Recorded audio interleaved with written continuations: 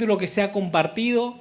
Después voy a hacer algunas preguntitas, a ver si un examen de cada capítulo que vimos, a ver, tal cual. Pero bueno, a la cuenta de 3 pensá en eso, pero que salga de lo más profundo de tu ser, desde un corazón agradecido. 1, 2, 3. Muy bien, gracias por acompañarme en ese grito.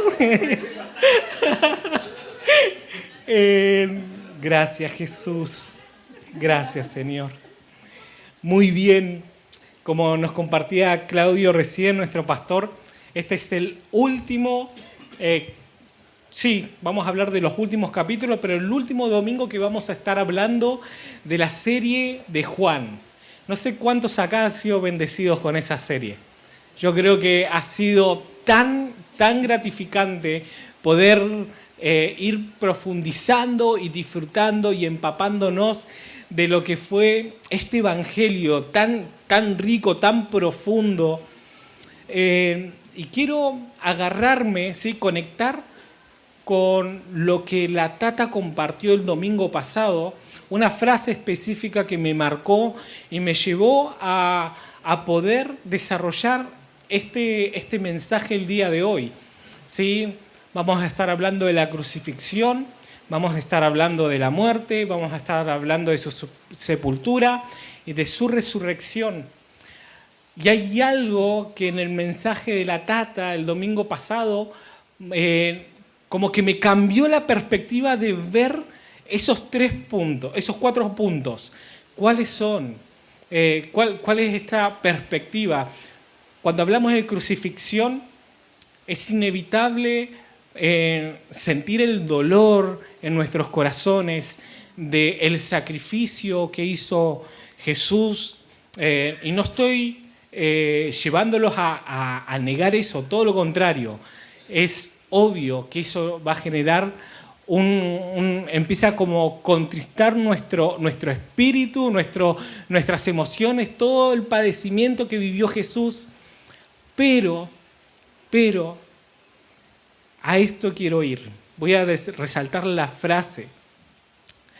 Dice que Pilatos clavó un cartel en la cruz que dice Jesús el Nazareo, el rey de los judíos, y lo escribió tanto en hebreo, en griego y en latín, entre otras palabras, para que lo leyeran todos y entendieran todos a quién estaban crucificando.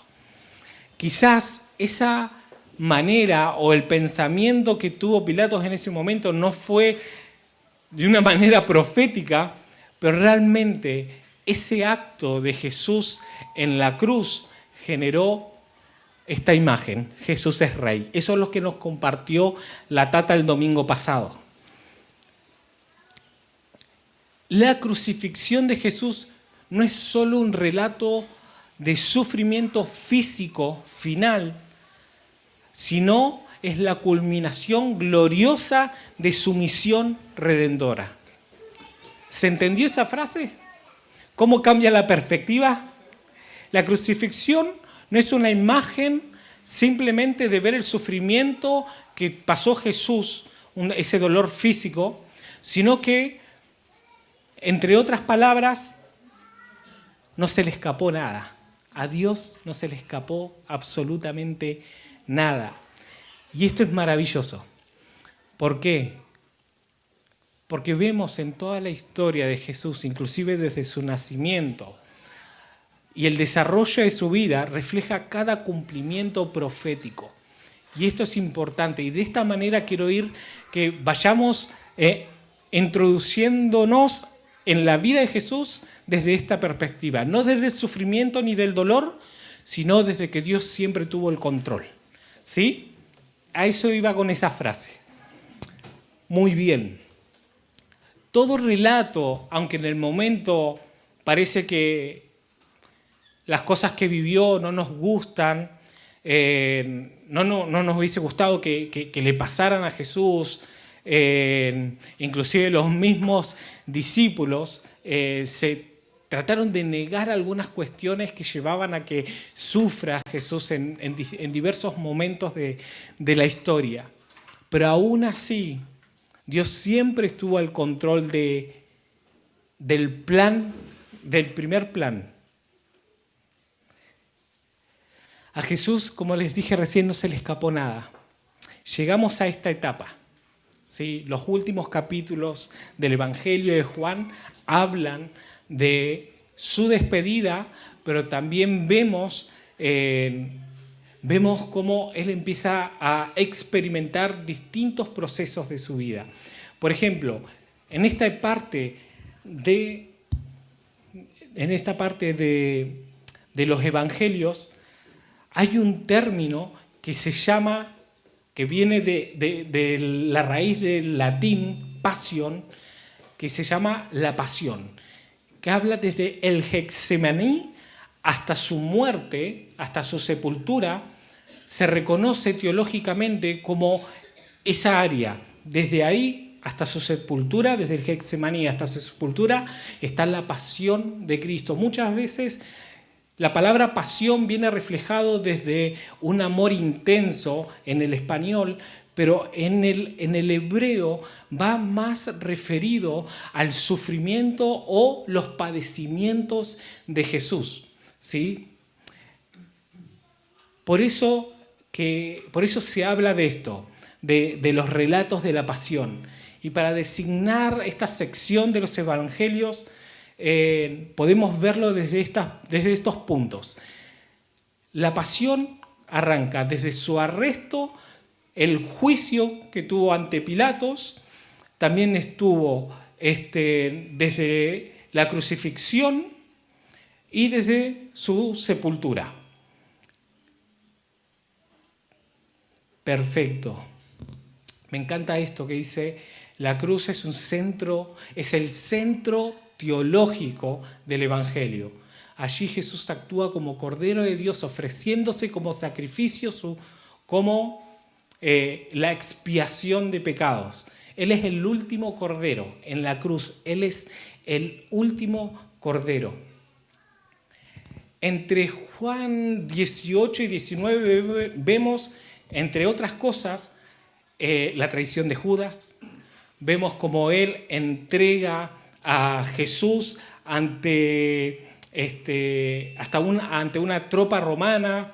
Vemos como varios guardias principales de los sacerdotes, inclusive de los fariseos, están ahí en ese momento en donde encuentran a Jesús, en donde Judas lo traiciona y desde ahí lo llevan al concilio para que lo puedan condenar. Lo llevan una y otra vez al concilio. En ese momento estoy haciendo como esta introducción para poder profundizar en el mensaje.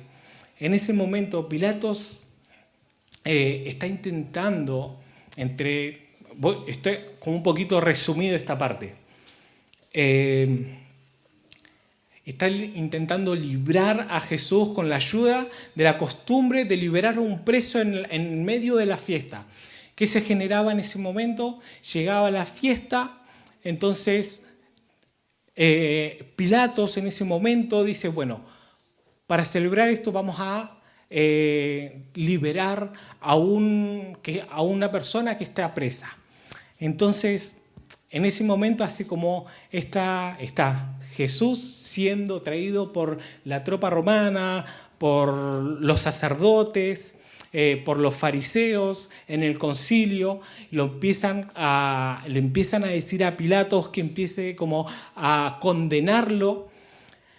Y él dice, bueno, entre otras cosas, yo no encuentro en él hecho alguno para poder condenarlo. Voy a traer a Barrabás, un ladrón, un asesino, y les voy a presentar acá los dos, Barrabás y Jesús. Y ahí les pregunta, ¿a quién quieres que yo libere? ¿A quién quieres que libere? Y los sacerdotes judíos les empiezan a decir a Barrabás.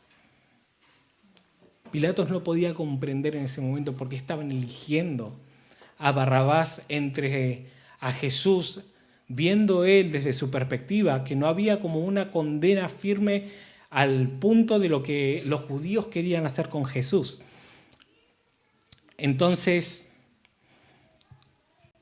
entre esa decisión, Pilatos, valga la redundancia, toma otra decisión, que es, ok, no lo vamos a poder liberar de esta manera, Jesús, vamos a hacer algo más profundo, más quizás doloroso, claramente.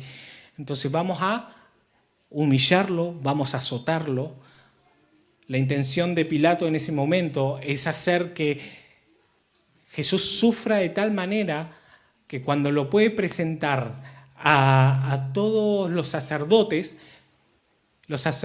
tengan la intención de decir, ok, ya sufrió bastante, está bien, libérenlo. Esa era la intención que tenía Pilatos. Pero claramente ahora lo vamos a leer, no sucedió así. Parece que la elección de los judíos de elegir en ese momento a Barrabás para ser libre estaba teniendo victoria, una victoria asegurada. Pero no hace más que cumplir una profecía que juntos vamos a estar viendo y desarrollando. Como les dije, Pilato manda a azotar a Jesús, y azotar a alguien antes de una crucifixión, eso era algo normal. Sí, era algo normal, era una práctica común. Los azotes que recibían los presos eran brutales, eran dolorosos, eran súper sangrientos y llevaban a un punto en donde había varios tipos, y no quiero ser como muy explícitos, pero había varios tipos de látigos, y entre uno de ellos que se reconocen es ese látigo con varias sogas, y en las puntas había distintos tipos de huesos estillados con distintos tipos de metales también. El rol claramente es demasiado gráfico poder imaginarnos cómo a Jesús lo podrían haber azotado con ese látigo. Claramente ese látigo generaba heridas súper profundas, desgarros, generaba inclusive hasta que las costillas se podrían llegar a estar expuestas de simplemente esos latigazos que se recibían. Ahora, el Evangelio de Juan es el único que apunta que Jesús no fue azotado con la intención de enviarlo a la cruz como un criminal más, ¿sí? Sino que la intención, como decíamos recién, de Pilato era que vean el sufrimiento de Jesús y por consecuencia de eso poder liberarlo. Amén. Los azotes que le dieron a Jesús fueron con la intención de que los judíos vieran y creyeran que ya había hecho suficiente ese castigo, esa humillación. Jesús probablemente, y más que seguro, haya recibido 39 azotes. ¿Se imaginan eso? 39 azotes, 39 latigazos. En ningún evangelio lo podemos ver, tanto en Juan como en los sinópticos, no está descrito la cantidad de latigazos que recibió Jesús. Pero si vamos al contexto histórico y a la narrativa bíblica, podemos evidenciar que fue así en Deuteronomio 25:3, que es una práctica muy común del judaísmo antiguo. ¿Sí? Era una ley judía que no permitía sobrepasar los 40 latigazos. En Deuteronomio dice que está escrito 40 menos 1, 39. La idea era no llegar a los 40 para no terminar matando a la persona y que llegue para poder ser crucificado, como si 39 no bastara como para eso. Pero claramente lo vemos reflejado en el Antiguo Testamento de esa manera. Vemos también cómo Jesús fue azotado por los romanos, ¿sí? De esa misma manera. Ahora, también lo podemos ver en Pablo. Pablo también recibió 5 veces azotes 39 latigazos por los judíos. Si leen 2 Corintios 11, 24, van a ver el costo que vivió Pablo por predicar el Evangelio, por hablar de Jesús. Él defendió su apostolado y él en esa porción podemos leer que él mismo, y base a su testimonio, recibió cinco veces latigazos, 5 veces 39 latigazos. Una locura, una locura. Después de que Jesús haya sido azotado 39 veces, vemos como los soldados romanos ponen en su cabeza una corona de espina y un manto cubriéndolo, porque claramente la burla era de los romanos, porque lo que decían era que Jesús se hacía llamar el rey de los judíos. Ahora imagínense esta escena. Esta escena es tremenda. Después de que Jesús haya sido recibido, humillado, azotado por 39 veces, con una corona de espinas clavada en la cabeza, con un manto en su cuerpo cubriendo inclusive las heridas expuestas que tenía después de haber sido azotado, Pilato lo presenta a Jesús ensangrentado después de todos esos latigazos, para convencer a los judíos de que ya había sido suficiente, como les había dicho, pero los judíos ni siquiera habían persuadido a la gente. Y a una sola voz empezaron a gritar: crucifíquenlo, crucifíquenlo, crucifíquenlo. Pilato no podía entender el nivel de condenación que estaban pidiendo los sacerdotes judíos. Muy fuerte esa escena, muy fuerte, muy fuerte. Jesús tuvo varias oportunidades de poder defenderse cada vez que tuvo la posibilidad de tener un encuentro a solas con Pilato. Y una de las últimas conversaciones que Jesús tuvo con él, no digo la última, sino una de las últimas, él guardó silencio. Y en los 4 evangelios vemos ese silencio escrito. Ese silencio escrito. Pilato ya no podía hacer nada y entregó a Jesús a los sacerdotes para que lo ejecutaran. Esa introducción de lo que vivió Jesús previo a su crucifixión nos lleva a ver la situación de 2 maneras distintas. Una es desde el sufrimiento y otra desde ver que Dios está en control y que Dios está escribiendo su historia, que Dios sigue escribiendo su historia. Juan 19, 17, y desde ahí en adelante voy a leer.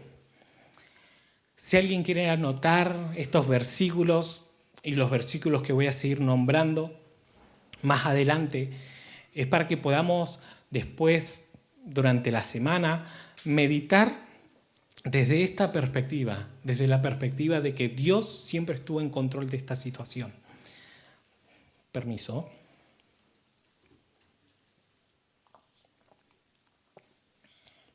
Muy bien. Juan 19, 17 en adelante. Dice: Él, cargando su propia cruz, fue al sitio llamado lugar de la calavera, en hebreo, Gólgota. Allí lo clavaron en la cruz. También crucificaron a otros 2 con él, uno de cada lado y Jesús en el medio. Y Pilatos colocó un letrero sobre la cruz que decía: Jesús de Nazaret, Rey de los Judíos. El lugar donde crucificaron a Jesús estaba cerca de la ciudad y el letrero estaba escrito en hebreo, en latín y en griego para que muchos pudieran leerlo. Entonces los principales sacerdotes se opusieron y le dijeron a Pilatos: cambia esa inscripción, el Rey de los Judíos, por el que diga: Él dijo, yo soy el Rey de los Judíos. No respondió Pilatos. Lo que está escrito, escrito está y así quedará. Una vez que los soldados terminaron de crucificarlo, tomaron la ropa de Jesús y la dividieron en 4 partes, una para cada uno de ellos. También tomaron una túnica, la cual no tenía costura y había sido tejida de arriba a abajo en una sola pieza. Así que dijeron, en el lugar de rasgarla, tiremos dados, tiremos suerte para ver quién se la queda. Con eso se cumplió la escritura que dice, se repartieron mis vestiduras entre ellos y tiraron los dados por mi ropa. Así que por eso lo hicieron. Estaban de pie junto a la cruz la madre de Jesús, la hermana de su madre, María, la esposa de Cleofas, y María Magdalena. Cuando Jesús vio a su madre al lado del discípulo al que él ama, le dijo, apreciada mujer, ahí tienes a tu hijo. Y al discípulo le dijo, ahí tienes a tu madre. Y a partir de entonces ese discípulo llegó a vivir a su casa. 28 dice, Jesús sabía que su misión ya había terminado. Y para cumplir la escritura dijo, tengo sed. Esto es importante. Para cumplir la escritura. Había allí una vasija de vino agrio, así que mojaron con una esponja el vinagre, la pusieron en una rama de hisopo y la acercaron a los labios de Jesús. Después de probar el vinagre, Jesús dijo, todo está cumplido. En otras versiones, consumado es. En griego, tetelestai, consumado es. Entonces inclinó la cabeza y entregó su espíritu.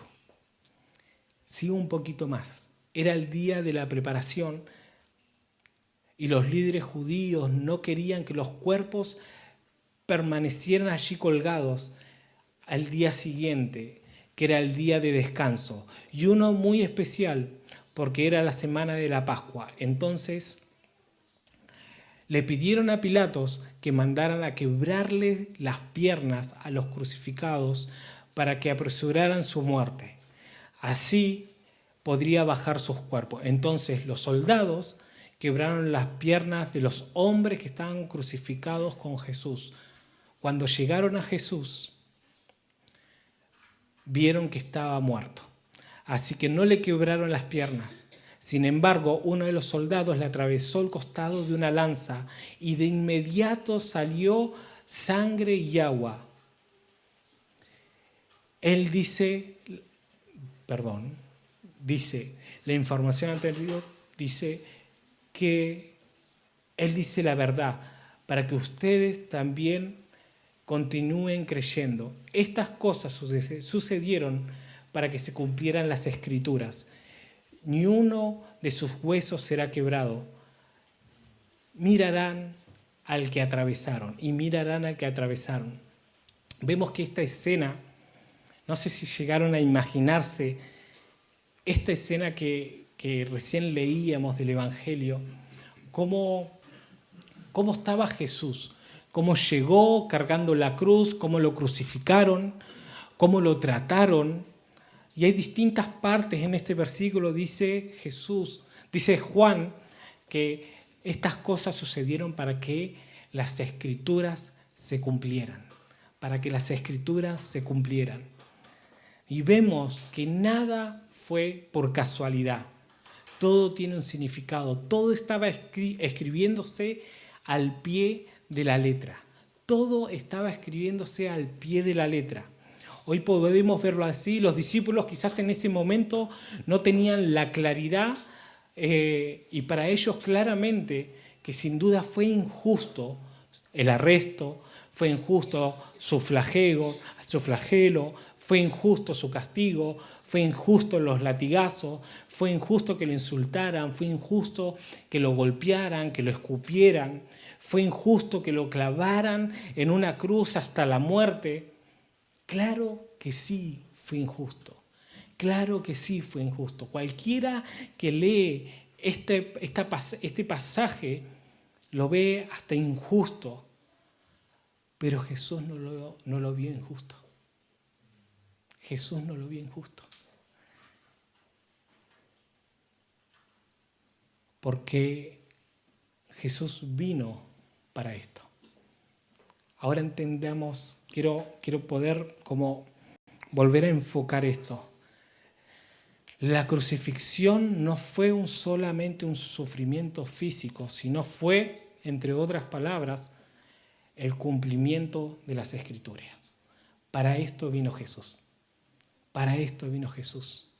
Para esto vino Jesús. Vino para recibir lo que nosotros merecíamos.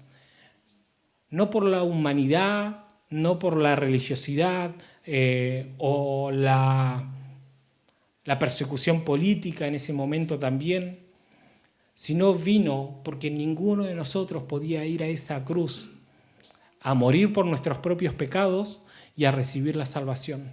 Porque para poder ir a esa cruz había uno solo. Y ese fue Jesús, el único digno, el único que fue digno, el último cordero sin mancha, el único justo, rey, el único que fue fiel hasta el final. Jesús fue el único que podía estar en la cruz para traer el perdón de nuestros pecados y la salvación para nuestras vidas. Y me encanta esto porque realmente vemos esta palabra en griego, tetelestai, como la deuda fue pagada. La deuda fue pagada. Jesús pagó nuestra deuda. La historia se está escribiendo al pie de la letra y a esto quería llegar. Salmo 22 es un salmo profético que describe distintas escenas de Juan 19, 17 en adelante. Por ejemplo, en Salmo 22, 1 está la oración al Padre que dice Jesús: Dios mío, ¿por qué me has abandonado? Desde el 7 al 8, en el Salmo 22 dice: todos se burlan de mí, y dice: sonríen con malicia, menean la cabeza mientras dicen: este es el que confía en el Señor, entonces que el Señor lo salve. Si el Señor lo ama tanto, que el Señor lo rescate. En el versículo 18 dice que hace esta referencia de que se repartieron la ropa entre los soldados, se repartieron mis vestimentas. Entre ellos tiraron dados por mi ropa. En el versículo 16 habla sobre las manos y sus pies. Dice: mis enemigos me rodearon como una jauría de perros, una pandilla de malvados me acorrala hasta atravesar mis manos y mis pies. En el Salmo 69, 21 hace referencia al momento en donde le dan de beber vinagre a Jesús y dice: me pusieron como hiel por comida y a mi sed me dieron de beber vinagre. En el Salmo 34, 20 dice: porque el Señor protege los huesos de los justos y ni uno solo será quebrado. Y esta imagen hace referencia al único que es justo, al único que fue justo y sin pecado que hubo sobre la tierra. Que a la hora de la crucifixión le quebraron las piernas al que estaba en la izquierda y al que estaba en la derecha, y a Jesús que estaba en el medio, que típico patrón común, vas uno al lado del otro. Pasaron por alto a Jesús y no le quebraron las piernas. Entonces se cumple este versículo de Salmo 34, 20. La historia se está escribiendo. La historia se está escribiendo. Zacarías 12, 10 dice: mirarán al que lo atravesaron. Esa imagen del soldado yendo a ver si Jesús estaba muerto y con una lanza le clava en las costillas, y ahí es donde sale agua y sangre. Y me encanta esto, me encanta leer Isaías 53. Si me quieren acompañar sería maravilloso. Isaías 53, el siervo sufriente, dice: ¿quién ha creído a nuestro mensaje? ¿A quién se ha revelado el brazo del Señor? Creció delante de él como renuevo tierno, como raíz de tierra seca. No tenía aspecto hermoso ni majestuoso para que lo miremos, ni apariencia para que lo deseemos. Fue despreciado y desechado de los hombres, varón de dolores y experimentado en aflicciones o en quebrantos en otras versiones. Y como uno de quien los hombres esconden el rostro, fue despreciado y no lo estimaron. Ciertamente Él llevó nuestras enfermedades y cargó con nosotros los dolores. Con todo, nosotros lo tuvimos por azotado, por herido de Dios y afligido. Pero Él fue herido por nuestras propias transgresiones, molido por nuestras iniquidades. El castigo por nuestra paz cayó sobre Él, y por sus heridas hemos sido sanados. Todos nosotros nos descarriamos como ovejas, nos aparentamos cada cual por su camino, pero el Señor hizo que sobre Él cayera la iniquidad de todos nosotros. Fue oprimido y afligido, pero no abrió su boca. Como cordero que es llevado al matadero y como oveja ante sus trasquiladores, permaneció mudo, y él no abrió su boca.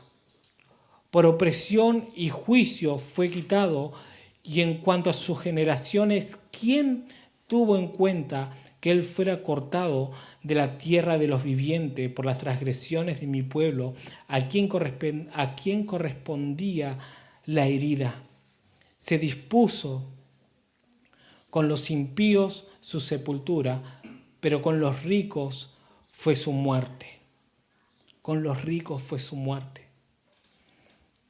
La crucifixión de Jesús no es solo un relato de sufrimiento físico, sino es la culminación de la gloriosa misión de redención a través de Jesús y su cruz. Todo se está escribiendo al pie de la letra. No hay nada más ni nada menos. No hay nada más ni nada menos. Todo lo que estamos viendo en el Nuevo Testamento lo podemos ver reflejado en el Antiguo Testamento. Podemos ver que Jesús está cumpliendo las Escrituras. Podemos ver que Dios está bajo control y que todo lo que Jesús vivió fue necesario que lo viviera. Para nosotros injusto, sí, pero para Él no, porque Él sabía a lo que venía.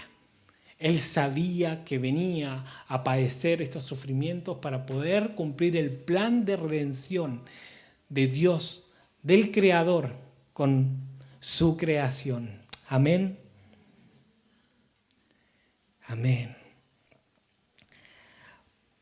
Juan 19, 38 al 42. Pasamos a su sepultura. Más tarde, José de Arimatea, quien había sido un discípulo secreto de Jesús por temor a los líderes judíos, pidió permiso a Pilato para que bajaran el cuerpo de Jesús. Cuando Pilato concedió ese permiso, José fue a buscar el cuerpo y se lo llevó. Lo acompañó Nicodemo, el hombre que había ido a ver a Jesús en la noche. Llevó consigo unos 33 kilos de ungüento perfumado, una mezcla de mirra y alio, de acuerdo con las costumbres de los entierros judíos. Envolvieron el cuerpo de Jesús, untando con las especies en largo lienzo de lino fino. El lugar de la crucifixión estaba cerca de un huerto donde había una tumba nueva, la tumba de José de Arimatea, que no se había usado nunca. Y como era el día de preparación para las Pascuas judías, la tumba estaba cerca y pusieron allí a Jesús. Y pusieron allí a Jesús. Y podemos ver aquí, en este relato, que la sepultura no fue una sepultura como cualquier otro.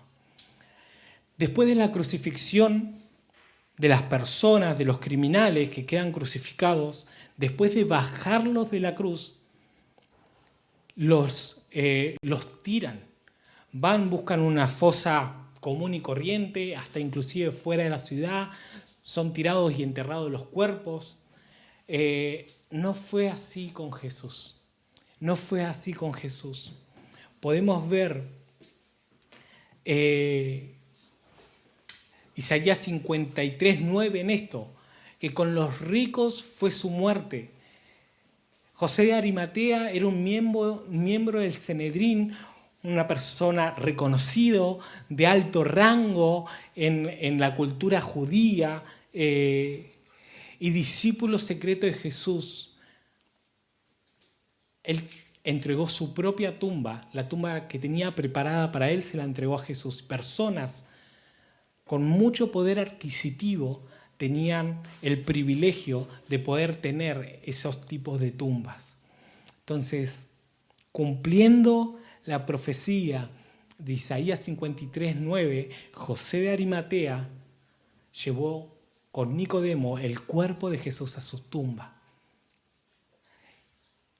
Dice, aunque Jesús murió como un criminal a los ojos humanos, fue enterrado en una tumba de ricos. El sepulcro nuevo implicaba pureza y de no contaminación, y eso lo vemos en Números 19:16. La tumba nueva subraya que nadie había estado allí, señal de singularidad y de la resurrección sin corrupción de Jesús. Y me encanta este paralelismo que vamos a encontrar acá. Su sepultura fue en un huerto, ¿sí? Así como en Génesis 3, donde en el huerto del Edén entró la muerte, podemos ver en Juan 19:41 que el huerto donde estaba cerca la tumba, donde dejaron a Jesús y Él resucitó, desde ese huerto comienza la nueva vida. Señal. Vemos ese paralelismo de el Adán y el postrero Adán, Jesús. Me encanta cómo se va conectando distintos puntos las Escrituras y cómo se va escribiendo todo lo que ya está escrito, cómo se va cumpliendo las Escrituras. En Juan 20:11 vemos la resurrección. Dice, María se encontraba llorando fuera de la tumba y mientras lloraba se agachó y miró adentro y vio a 2 ángeles vestidos con vestiduras blancas, uno sentado a la cabecera y otro a los pies, en lugar donde había estado el cuerpo de Jesús. Apreciada mujer, ¿por qué lloras?, le preguntan los ángeles. Porque se han llevado a mi Señor, contesta ella, y no sé dónde lo han puesto. Se dio la vuelta para irse y vio a alguien que estaba allí de pie. Era Jesús, pero ella no lo reconoció. Ella pensó que era el jardinero quien estaba ahí y le dijo, Señor, si usted lo ha llevado, dígame dónde lo puso y yo iré a buscarlo. María, dijo Jesús, y ella giró y exclamó, Raboni, que en hebreo significa maestro. Reconoció a Jesús resucitado. Jesús le dice, no te aferres a mí porque todavía no he subido al Padre, pero ve y busca a mis hermanos y dile, voy a subir al Padre y al Padre de ustedes, a mi Dios, al Dios de ustedes. En ese momento María Magdalena fue y encontró a los discípulos y le dijo, he visto al Señor, y le ha dicho ese mensaje. Vemos que la aparición de María, después de encontrarse con ese Jesús resucitado, vemos otra vez cómo se va escribiendo la historia, cómo se vuelve a cumplir las Escrituras. Volvemos a esto. El sacrificio y la crucifixión de Jesús no solamente fue un dolor físico, un sufrimiento físico, sino el cumplimiento de su plan.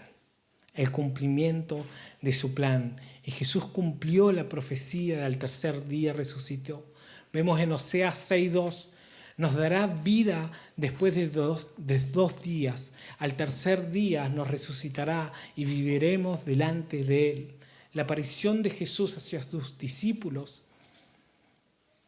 Los discípulos estaban en una casa, encerrados, atemorizados por la persecución que podían tener por los judíos. En ese momento entra en escena ese Jesús resucitado, con sus cicatrices ya cicatrizadas, entra y lo primero que le dice a los discípulos es: mi paz sea con ustedes, mi paz sea con ustedes. Inmediatamente podemos ver un relato de Jesús hacia sus discípulos, soplando vida sobre ellos, soplando al Espíritu Santo. En ese momento es donde los discípulos reciben el Espíritu Santo, reciben el soplo de vida que está descrito tanto en Génesis 2:7 como en Ezequiel 37. Jesús sopla sobre los discípulos, sopla sobre esos huesos secos, les imparte el Espíritu Santo y a través de ese acto les da vida. No la vida que ellos estaban viviendo, sino una vida en Cristo, la vida en Él. La vida en Él. En medio de esa angustia, en medio de esta incertidumbre que estaban teniendo los discípulos, vemos tanto en la crucifixión y muerte como en la sepultura y resurrección, que todo lo que vivió Jesús por medio del caminar y hacer la voluntad de Dios, todo lo hizo en victoria. Jesús, desde su nacimiento hasta su sepultura y su resurrección, vemos cómo Jesús venció. Jesús fue el único sin pecado. Jesús fue el único que venció la tentación. Jesús fue el único que se entregó para cumplir el plan de redención que había. Y Jesús fue el único que tuvo la posibilidad. Tuvimos nosotros la posibilidad de recibir esa nueva vida en Él. Podemos estar pasando por una temporada buena o una temporada difícil. Y quiero enfatizar esto con nuestras vidas, contextualizarlo a nuestra realidad hoy. Yo no sé cómo hoy cada uno esté viviendo su vida, yo no sé qué procesos o qué temporadas estén experimentando, pero yo creo que por medio de Jesús podemos verlo de esta manera. Si hoy estás viviendo y experimentando soledad, y si sentís que en algún momento tus oraciones no están llegando al cielo, sentís esto mismo que está escrito en los evangelios, esa oración de Jesús: Dios mío, ¿por qué me has abandonado? Si estás sintiendo estás teniendo ese mismo sentir, si estás sintiendo que te sentís abandonado, si en estos últimos momentos sentís que inclusive puedes experimentar en el espíritu esa sensación de sentirse agotado, cansado, azotado, o inclusive la sensación de poder sentirte, inclusive morir, tanto emocionalmente, físicamente, relacionalmente. Creo que esto es importante que podamos verlo desde esta perspectiva. Ver cómo inclusive en los momentos o inclusive en los procesos difíciles que estamos viviendo, hasta esos burladores que estaban riéndose de Jesús en la cruz, podemos hacer ese paralelismo con nosotros y hoy sentís que inclusive las personas se ríen de vos, se ríen de tu fe, se ríen de lo que vos estás predicando porque tu vida hoy está pasando por un mal momento. Yo creo que estamos experimentando un proceso que Dios nos está invitando de nuevo a poder morir, a poder morir. A poder morir a nuestra voluntad, morir a nuestra manera de ver las cosas, morir a ese yo personal, morir a ese pensamiento de que creo que mi manera de hacer las cosas son mejores que los que Dios tiene para mí. Siento como que Dios en estos momentos de procesos que podemos llegar a estar viviendo, nos da esta invitación de decir, yo no es que no te estoy escuchando, no es que yo te estoy abandonando, hijo, sino es que necesito que te subas de nuevo a la cruz. Te subas de nuevo a la cruz. Porque el deseo y el propósito de morir a nuestro yo, a nuestra voluntad, a nuestros pensamientos, es instantáneamente experimentar la resurrección juntamente con Cristo. Juntamente con Cristo. Dios nunca va a desamparar a sus hijos. Y me encanta esto también. Podemos, por un momento, ver esto. El plan de Dios se cumplió a pesar de las muchas intervenciones que hicieron los discípulos para salvar a Jesús. ¿Qué quiero decir con esto? Muchas veces vamos a meter la pata, muchas veces la vamos a embarrar, muchas veces vamos a estar queriendo hacer cosas que creemos que están bien. Así como lo hizo Pedro cuando le cortó la oreja a Malcolm, creyendo que defendiendo a Jesús lo iba a salvar de su crucifixión. Yo me lo imagino a Jesús mirándolo a Pedro con amor, con compasión, pero como a la vez, tranquilo, que está todo bajo control. Esto tiene que pasar. Esto tiene que pasar.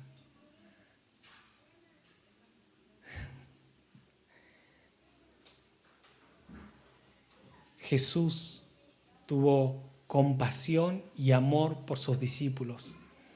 Y el plan de Dios de su redención se cumplió a pesar de las macanas que se podrían haber mandado.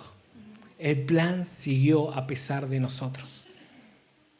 El plan de Dios sigue pasando, sigue escribiéndose a pesar de muchas veces nuestras malas decisiones.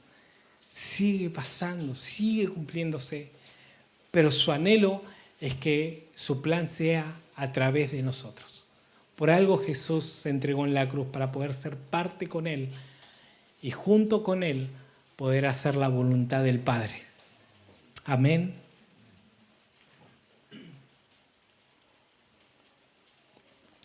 Amén.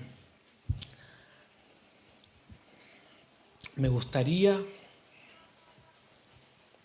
hacer una invitación, que podamos correr las sillas, porque quiero hacer un llamado específicamente en esto que veníamos hablando recién.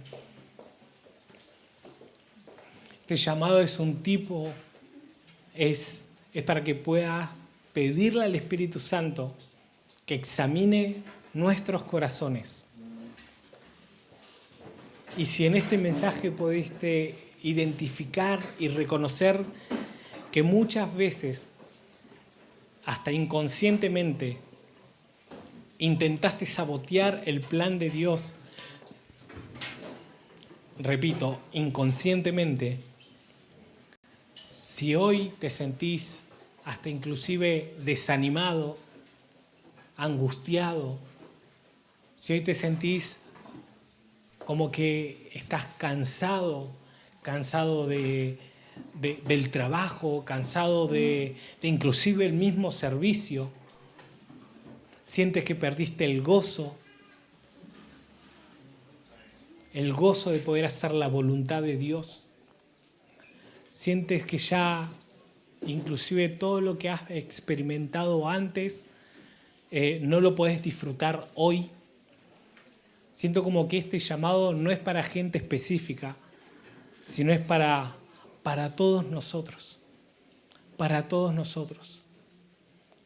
Por eso tengamos un momento para poderle pedir al Espíritu Santo que examine una vez más nuestros corazones, que podamos ver e identificar el proceso en el cual nosotros hoy estamos viviendo. Si hoy, como les dije recién, estamos experimentando esta sensación inclusive de sentirnos que estamos en un proceso de muerte, de vacío, poder presentárselo a Dios y decirle, ¿sabes qué, Señor? Yo hoy sí me siento de esta manera. Hoy me siento que estoy muchas veces saboteando el plan de Dios que Él tiene a través de mi vida. Yo sí reconozco que me siento desanimado, me siento angustiado, que me siento que hay veces que no tengo ganas de poder dar lo mejor de mí en mi casa, en el trabajo, en el servicio. Siento que yo ya perdí el gozo. Que todo lo que puedas llegar a estar identificando en tu interior, podamos ver esta respuesta de Jesús. Jesús nos dice, el Padre nos dice esto, que a pesar de nosotros, el plan se está cumpliendo. Pero yo quiero que todos nosotros podamos ser parte de su plan, de su plan.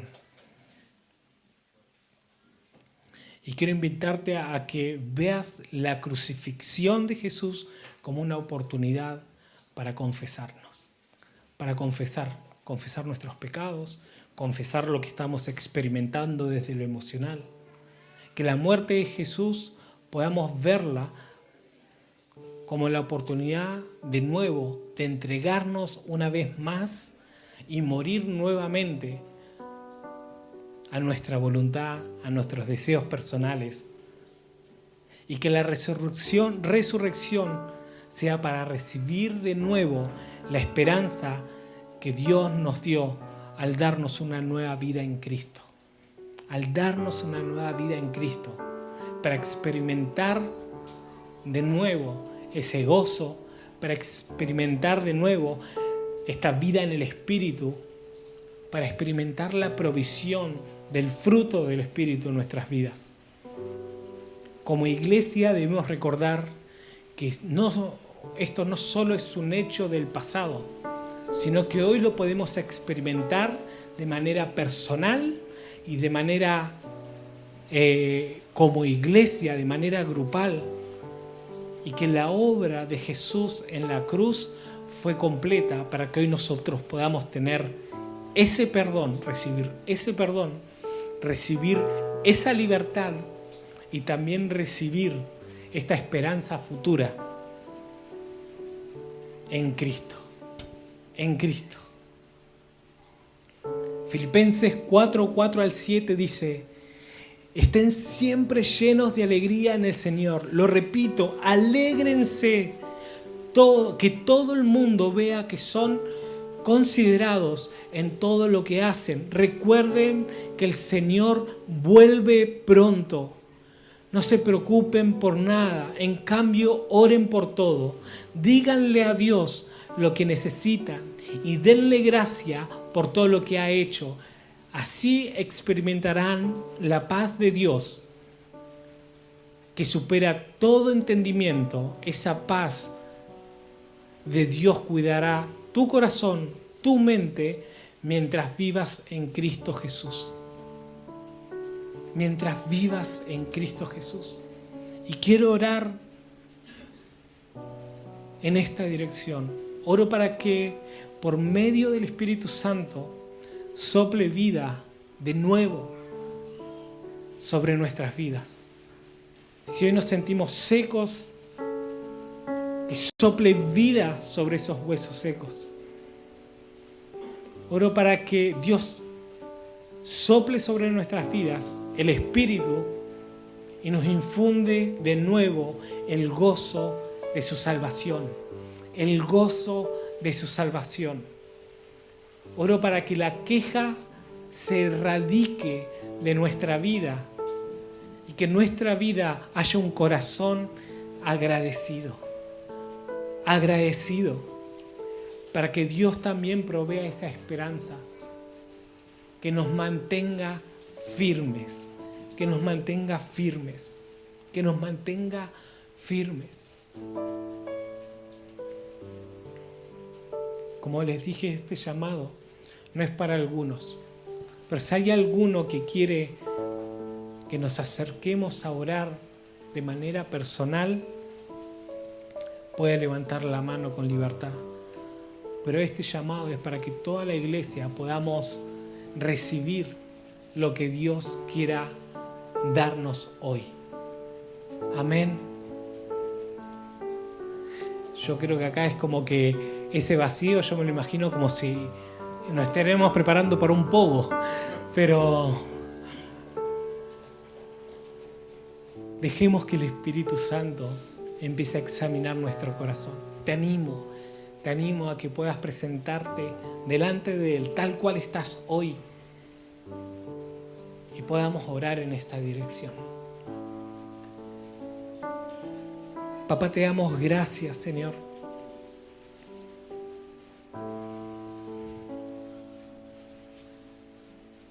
Gracias, Jesús. Gracias por lo que hiciste en la cruz. Sí, nos parece injusto todo lo que viviste, pero gracias por mantenerte fiel, permanecer fiel hasta el cumplimiento de la Escritura, hasta ese tetelestai, hasta ese consumado es, hasta pagar el precio por completo para que hoy nosotros podamos vivir en libertad. Espíritu Santo, como iglesia, te agradecemos por estar examinando nuestros corazones. Y ahora predisponemos nuestros corazones a esto mismo, a ser examinados por ti. A ser examinados por ti. Si hoy nos sentimos cansados, agobiados o angustiados, lo presentamos delante de ti. Si hoy sentimos que hay queja en nuestro interior, lo presentamos delante de ti para que puedas traer un viento vivo, fresco a nuestra vida y que nuestro corazón esté agradecido al 100%, alegrarnos por lo que hiciste en la cruz, alegrarnos por las victorias de nuestros amigos, de nuestra familia, en la iglesia. Hoy siento que perdí el gozo. Ven y restituye el gozo de la salvación en mi vida.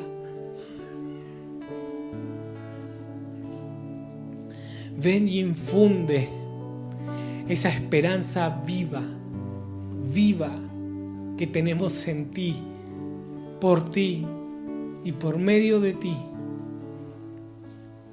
En el nombre de Jesús, Espíritu Santo. En el nombre de Jesús.